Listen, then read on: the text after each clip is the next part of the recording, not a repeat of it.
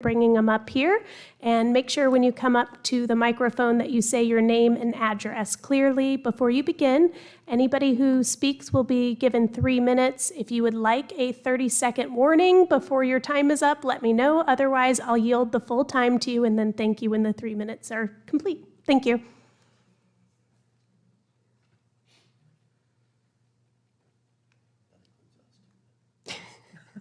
Yes, 3 minutes. especially you.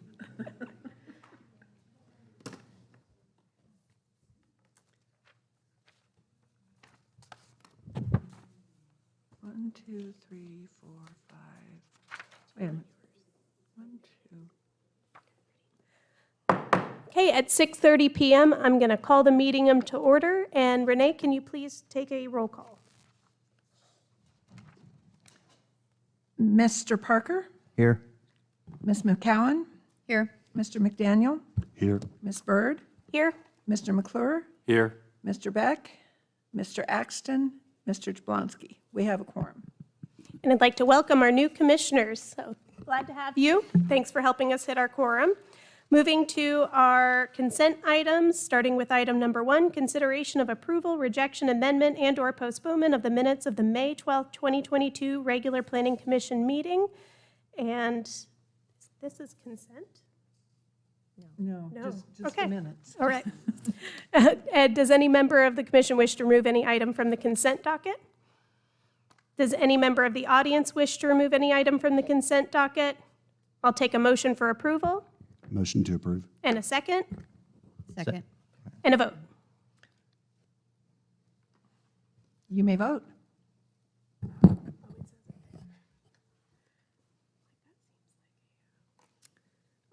Everyone has voted, and the motion carried 5-0.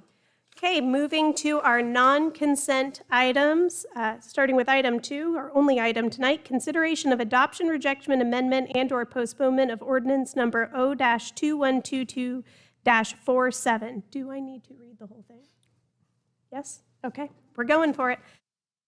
The Council of the City of Norman, Oklahoma, implementing amendments throughout the Center City Form-Based Code CCFBC document, which is incorporated by reference in Chapter 22 of the City Code at Section 429.7 to amend, replace, supplement, renumber, or reorder provisions, correct language, and provide definitions for terms found throughout the CCFBC document to resolve inconsistencies or inaccuracies and provide clarification to the provisions, including how to use this code. Part 1, General Provisions.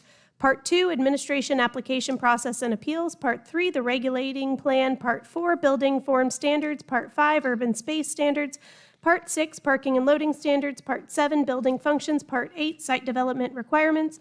Part 9, Definitions and Appendices A through C to amend Sections 204 and 205 of Part 2, Administration, Application, Process, and Appeals to accommodate potential pattern zoning and clearly establish Certificate of Compliance enforcement, as well as Section 208 to clarify the treatment of nonconforming structures and uses, to amend Section 302, Illustrative Form District Maps of Part 3, the Regulating Plan, to add Center City Maximum Building Height Map and Center City Unit Minimum Map, and to amend the Center City Regulating Plan Map to amend Part 4 Building Form Standards to consolidate certain building forms standards and expand geographical application of the Urban Residential Building Form Standard to increase certain building from standard required unit minimums and to revise lighting and mechanical equipment requirements, to amend Section 504 Streetscape Elements of Part 5 Urban Space Standards to remove street light provisions and clarify bicycle parking design requirements, to amend various allowances and requirements in Part 6 Parking and Loading Standards, including minimums and maximums and special parking standards, to amend Part 7 Building Functions to clarify and define uses and categories, including revisions to the Use Table Section 702 and special uses, to renumber and amend Part 8 Site Development Requirements, to renumber, amend, and add definitions to Part 9 Definitions, to amend Appendix A to reference potential pattern zoning, and to add Appendix C, and to make other language alterations as necessitated by or consistent with the amendments declaring an emergency and providing for the severability thereof. I will take a staff presentation.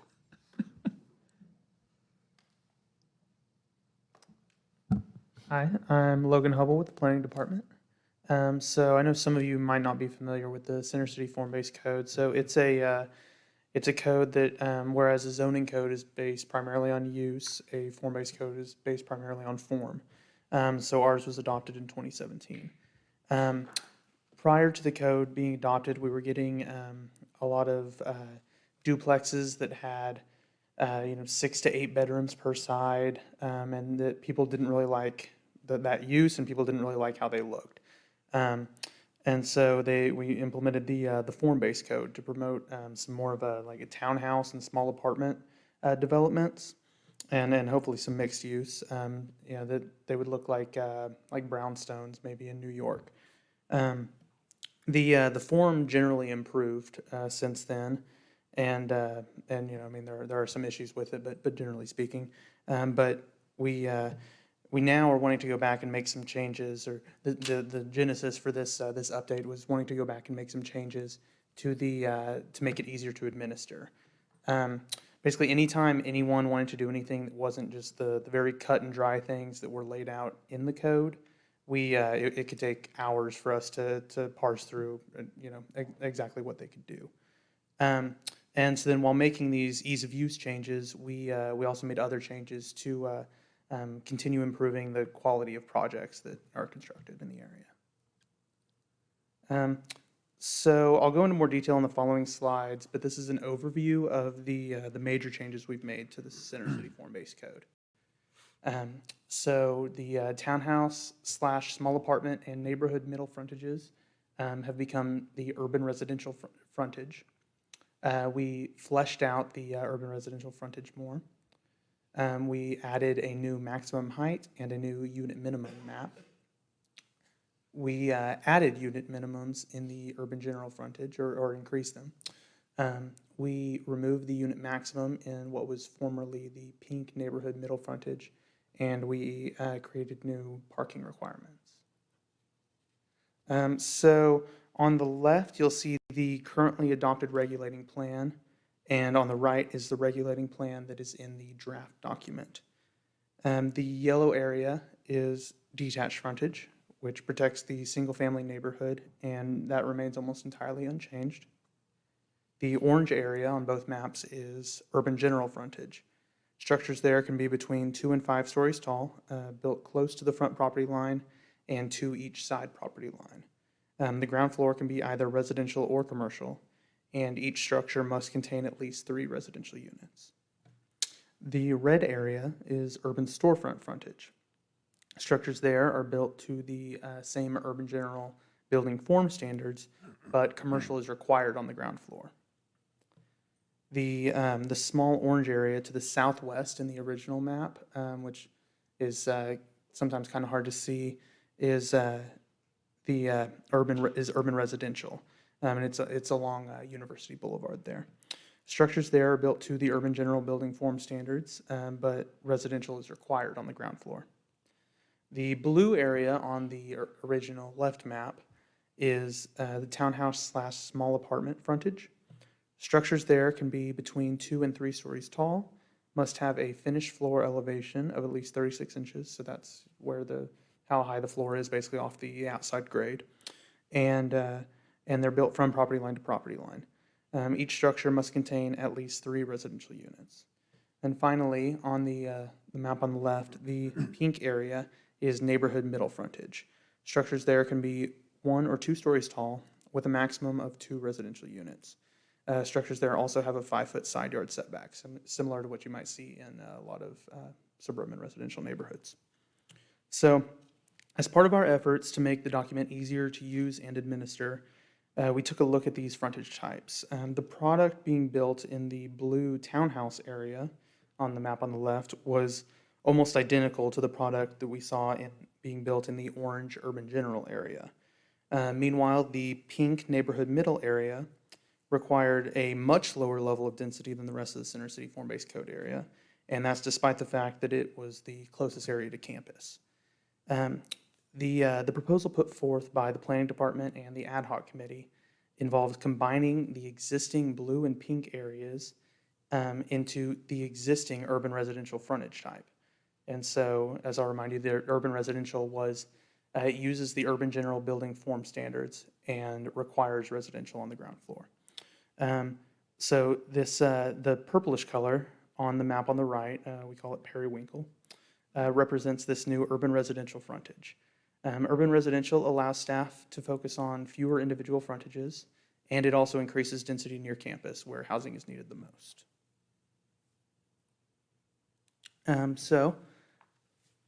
As I said before, urban residential is the urban general BFS, but it only allows residential uses. And we did carry over some of the features from the townhouse / small apartment and the neighborhood middle frontages that we wanted to make sure we retained. So the finished floor elevation was lowered down to 14 inches. It had been 3 feet minimum. It's in the urban general building form standards, there's no required finished floor elevation. So because this area will still be residential, we wanted a little bit of elevation, but not so much that a 36-foot long wheelchair ramp would be required for an accessible unit. And so the committee talked, and 14 was decided upon because I guess generally stairs are 7 inches per step, and so 14 would allow for 2 steps, and then only a 14-foot wheelchair ramp. Then courtyards are also now allowed. Courtyards were previously allowed in the neighborhood middle frontage area, but nowhere else in the center city area. And so a few months ago, council saw during this administrative delay, council saw a project that had a courtyard in it that was pretty well received, and so we definitely wanted to keep that in. This is the new maximum height map, and so it shows basically the maximum allowed number of stories in each block. We added this map primarily to make it easier for developers who are new to the center city area to understand the code.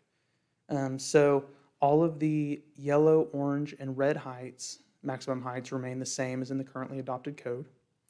In that periwinkle urban residential area north of Duffy, some heights were increased to 5 stories from a previous maximum of 4 stories, but a gradual stair step to the single-family neighborhood was retained.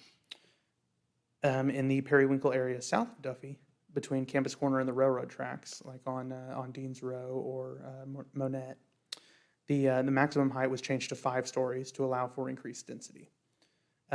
All the frontage types still allow for developers to build as few as 2 stories if they'd like. And then finally, C3 properties at the time of CCFBC adoption back in 2017 still have no height limit. So that's the majority of the Main Street properties, and then a few others, some of the James Garner ones as well. And so we just wanted to keep that just because we didn't want to take away any of the rights for the Main Street developers. So this is the unit minimum map, and this map looks very similar to the maximum height map, but it shows the minimum number of residential units that must be built on each parcel. So we kept this the same in all areas as it was before, aside from the orange urban general. The urban general unit minimum was changed to 1 less than the maximum building height in stories. So in areas with a maximum building height of 5 stories, a developer must build at least 4 residential units. In urban residential, in urban general and urban storefront, the developers can count a commercial unit toward the residential unit minimum, and that's to promote more commercial and mixed-use development in the area. South of Duffy, in the urban residential, any number of units can be built. There's no longer a maximum of any sort. And then the last of the major changes is the new parking requirements. So currently, the parking requirements are based on the size of the residential units, which has resulted in a lack of parking in the center city area. So we now require for a studio unit, a 1-bedroom unit, or a 2-bedroom unit to have half a spot per bedroom, and a unit with 3 or more bedrooms to have 1 parking spot per bedroom. So these requirements will hopefully provide enough parking for residents while also offering incentives for building more units with fewer bedrooms per unit, since that's been a goal for council since the very beginning of the Center City Form-Based Code. Some other more minor changes are here. So in the detached frontage area, the yellow single family, we changed the ancillary structure height to be allowed to be as tall as the primary structure. Previously, it was 18 feet, which didn't really make a lot of sense. Even in R1, ancillary structures or accessory buildings are allowed to be as tall as the primary structure. So it didn't really make sense in this somewhat denser area for that rule to not carry over. All exterior walls now must meet fenestration requirements, and so that's sometimes this is one of the main design issues with the code, is that on rear and side walls we're getting these big blank walls, and it's especially noticeable right now as the streets are not built out. So when you have a small house next to one of these large structures, it's very obvious when you see a big blank wall right next to it. And so we wanted to require some more four-sided architecture that in the area. We clarified, and this is mostly legal did this, clarified the triggers and non-conforming structures and uses. So that's triggers for when the Center City form-based code goes into effect, and then which structures are non-conforming, which uses are non-conforming, and when a structure or use would trigger the requirements of the Center City form-based code. We added or amended 38 definitions. We changed the use section so that it is categorical now, with no references to the zoning code, so that as the zoning code is updated, we don't have to also update the Center City form-based code. Parking lot design is now up to the discretion of the developer, because since we are increasing the parking requirements, we didn't want to totally take away the ability for developers to build densely. So we're basically going hands off on parking lots. We're still requiring for them to show where spots will be. So that's so they still have to have an 8.5 by 18 or a 9 by 18 or 8.5 by 19 spot, but they can be basically however they want. We don't have any required drive aisle widths, or they're allowed to put them all tandem, so like right behind each other, which a lot of the developers were already doing. And so, like I said, that was just because we didn't want to. We still want to promote the density in the area. Water storage tanks now must be screened on at least two sides.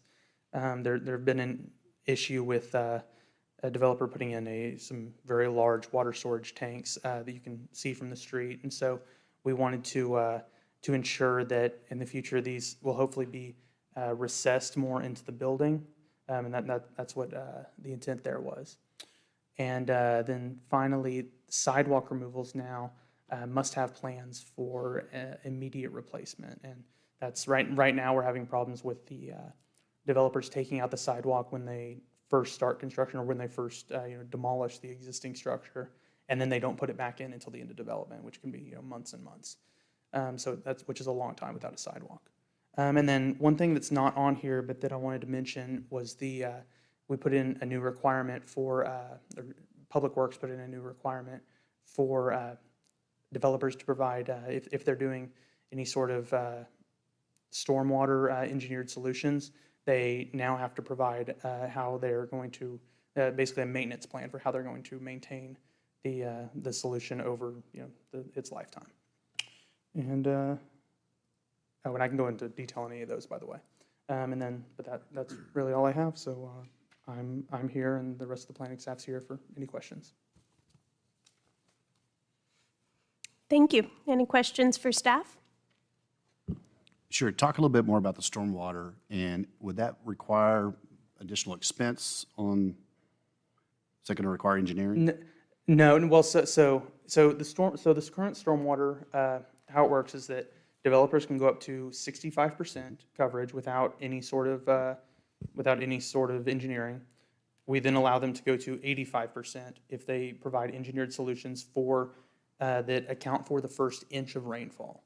And I can't speak on this as well as someone in Public Works would be able to, but it's my knowledge of it. So that requirement was kept the same. We we now, though, require them to, show some form of, how it will be maintained, because things like pervious concrete can get, within a year can get, filled with sand or whatever, and it will no longer be pervious. So they do need to, show us how they are going to, continue keeping it pervious.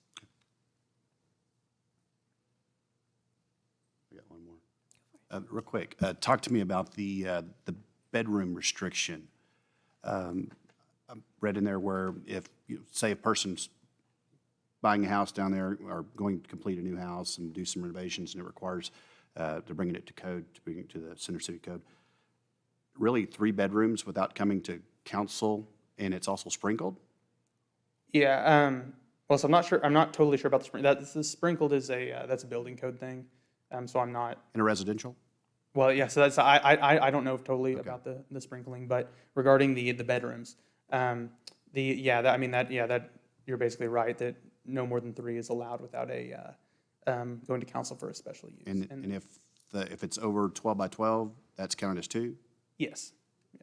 So, and that's, we have not seen a single family dwelling be built in this area since I don't know how far back, certainly since the beginning of the Center City Form-Based Code in 2017. I don't know how much further back you have to go before you found a single family home being built in this area. So, and that's one thing, we talked about it a lot, whether, if we, because we would like for families to be able to live there, but, the reality right now is that it's being used as student housing, and so we're kind of having to treat it as such. And, there is still the option for a family to go to city council for a PUD or a special use to do something different. But, we kind of, I think to the committee, it was more important to control the bedrooms. And maybe that's a question for the committee, because I think maybe that'll be something that'll be talked about. But because that's my biggest concern. I thought that was the goal, to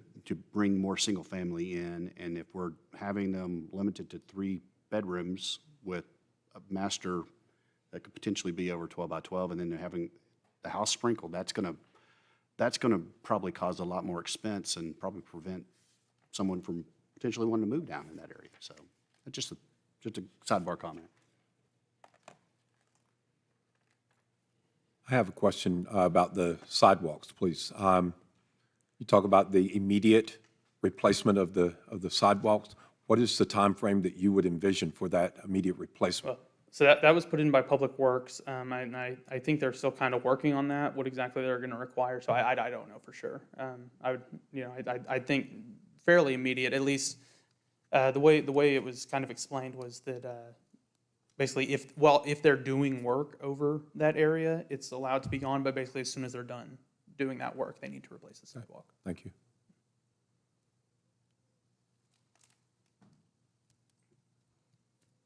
Any other questions for staff? Do we have a committee presentation, or is the staff doing the only presentation tonight? As far as I know, I'm doing the Okay. only presentation. Great. Well, we will move to audience comments. Autumn, if you'd like to come up. Just say your name, your address, and let me know if you want a 30-second warning. I don't think so, but probably give me a 30-second warning. Autumn McMahon, 416 West Eufaula. We live in this zone. It's also the area that I grew up in. So we live 3 doors down from my parents. So we are going to retire in this house so that my parents never actually have to live with us. Because if you've met them, you understand why that would be critical. I've also served on the Center City Form-Based Code as the citizen or the community representative, I believe, since there's been a community representative. And I have been on the committee 2 of the 3 times in these rewrites. What I have seen, especially sitting on that committee as we're approving these projects, is that what we've done here will make a world of difference. We've simplified the process. We've made it remarkably more clear, thanks to legal, thanks to city staff. The definitions are in there. I believe that this version of the code will get us closer to our objectives. So Steve, to your point, my understanding of Center City Form-Based Code has always been to recruit a gap in middle housing and create more diversity, not more single families. The single family homes in this area are very, very few. It's just that yellow area. So I'm really pleased with this. I think this accomplishes that it streamlines the process, it makes it easier to enforce, and I think it opens up the possibility to really get some more diversity in the types of housing and the types of projects we're gonna see. I also think the way that this has been spelled out so clearly lowers the barrier of entry for people who are not the only people building in this area. I think it makes it easier to come in with a new, more unique project. That's all I got. Can I ask a question? Yeah. You renovated your house, correct? Have you driven by my house? It looks right now like a war zone. We are in the process of renovating. But would you say that the changes to your house would conform to this Mm-hmm. new? Okay. All of them do. But we did have to actually come and get a variance because we're adding, in the process of adding a front porch. And in my experience, if you live in this part of town, that's the expectation, that there are just, it's a funky part of town, right? Which is what makes it so fun and cool. Any other questions? Okay. Thank you. Any other audience comments? Seeing none, I'd move to Planning Commission discussion. Seeing none, I'd take a motion to approve. I'll make a motion to approve. In a second. I'll second it. And a vote, please. You may vote. Oh, whoops. Now you may vote. Everyone has voted, and the motion carried 5-0. Moving to miscellaneous discussion, does staff have any information for commission? I would just note that Erin Wilford resigned effective immediately. We'll thank her for her service on commission. So, to fill. All right. Commissioners, any comments you'd like to make? What, you had mentioned that we're trying to spread the commission members around town. What's available if we have the vacancy? Where are we Jennifer. looking? Where do we recruit from? That's the question. Let's see. We have we have 3 people in Ward 1, 1 in 2, 1 in 3, 1 in 4, 1 in 7, and 1 in 8. So we don't have anybody from 5 or 6. Okay. But the Planning Commission doesn't have to be ward-specific, so. Right. However, we understand that City Council is looking to change that and to codify making it ward-specific. So that might be changing in the future and may play a part into appointments. So just to be mindful of. Okay. Any other comments from commissioners or staff? Okay, seeing none, if there's nothing else to come before the commission, I declare the meeting adjourned. Go home. Early night. I don't think we have any spring.